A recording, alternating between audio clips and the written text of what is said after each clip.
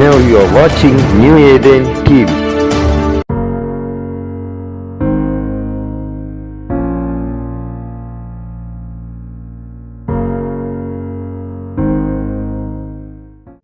எனக்கு அன்பான சகோதர சகோதரிகளே, ஆண்டவர் இயேசு கிறிஸ்து நாமத்தில் உங்கள் அனைவரும் வாழ்த்தி வரவேற்கிறேன். இன்றைக்கான தினவசனம் சங்கீதம் 119 அதிகாரம் 160 இறைவசனம்.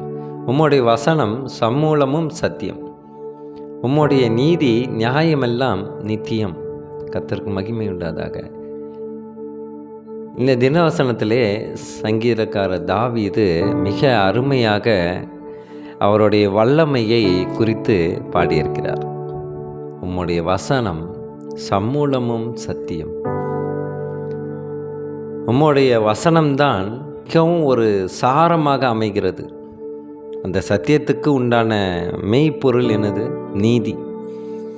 கடவுளுடைய இந்த பரிசுத்த வேதாகம் முழுவதுமே நீதியை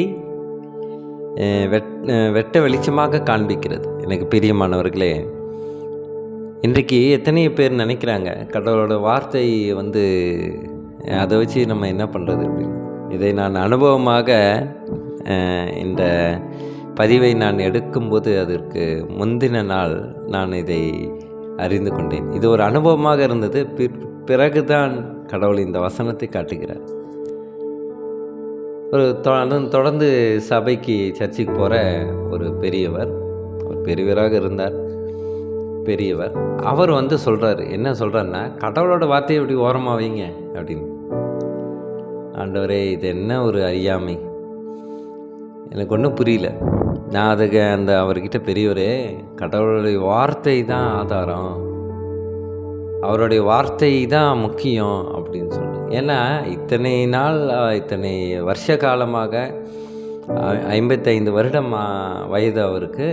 இத்தனை வருஷ காலமாக 50 வருஷமாக அவர்கள் சர்ச்சைக்கு சென்று இருந்தோம். கடவுளோட வார்த்தை முக்கியம் என்றே அவர்கள் கற்றுக்கொள்ளவில்லை. அப்போது எப்பேற்பட்ட ஒரு பெரிய ஒரு சிக்கல் பாருங்கள். இப்படி தான் அநேக மக்களுடைய சிந்தனையிலும் இப்படி தவறான ஒரு கருத்து இருக்குது. கடவுளோட வார்த்தை நமக்கு என்ன பிரயோஜனம், அதை வச்சுக்கிட்டு என்ன பண்ணுறது, அதை ஓரமாக வச்சுருங்க என்று அந்த மனிதர் பேசினார். நான் அதற்கு சொன்னேன், கடவுளுடைய வார்த்தை தான் அப்படின்ட்டு. அவருடைய வார்த்தையானது நம் இருதயத்திற்கு உணவாக இருக்கிறது என்று. அதற்கும் அந்த மனிதர் ஒரு பதிலில் சொல்லுகிறார். என்னவென்றால், அது கடவுளோட வார்த்தை நம்ம இருதயத்துக்கு மட்டும்தான், மற்றதுக்கெலாம் நம்ம வேறு வழியில் போகணும் அப்படின்றார். என்னால் அவர்கிட்ட நான் வழக்காட முடியவில்லை. நான் அமைதியாக வந்துவிட்டு நான் ஆண்டவர் இடத்துல ஜெபிச்சேன், இப்படிப்பட்ட மக்களை நீங்கள் மனம் திரும்ப வைங்கள் என்று. எனக்கு பிரியமானவர்களே, இதை தான் யோவான் 17 அதிகாரம் 17 இறைவசனம் இப்படியாக சொல்கிறது, உம்முடைய சத்தியத்தினாலே அவர்களை பரிசுத்தமாக்கும். உம்முடைய வசனமே சத்தியம். அப்போது உம்முடைய சத்தியம் கடவுளுடைய சத்தியம் எப்படியாக இருக்கிறது? அவர்களை ஒவ்வொரு மனிதரை பரிசுத்தமாக்கப்படும் சத்தியமாக இருக்கிறது, ஜீவனுள்ள சத்தியமாக இருக்கிறது. அவருடைய வார்த்தையானது மகா வல்லமை பொருந்தியது.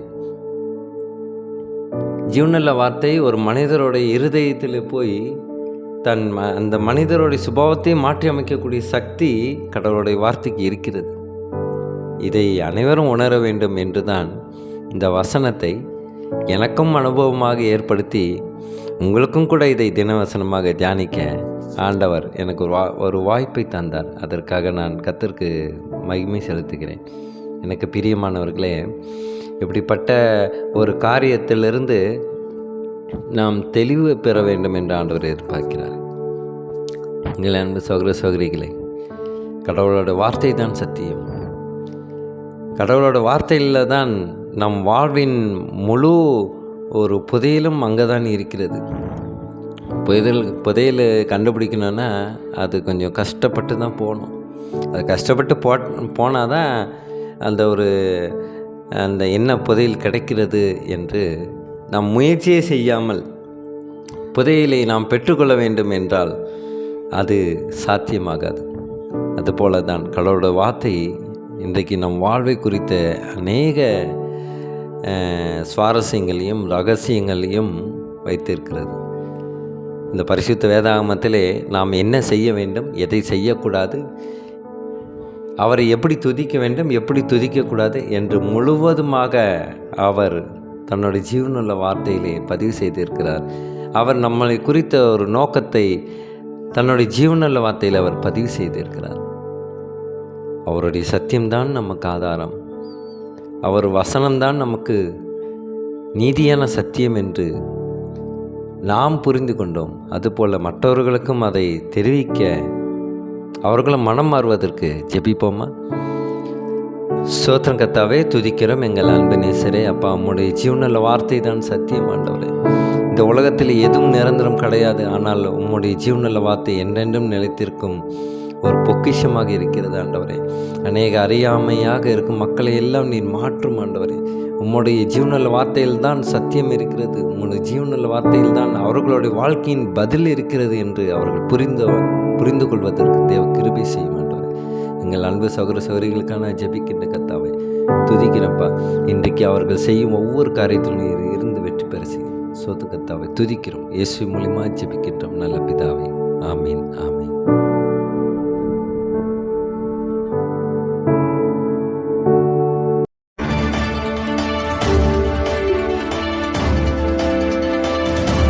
Now you are watching New Eden TV.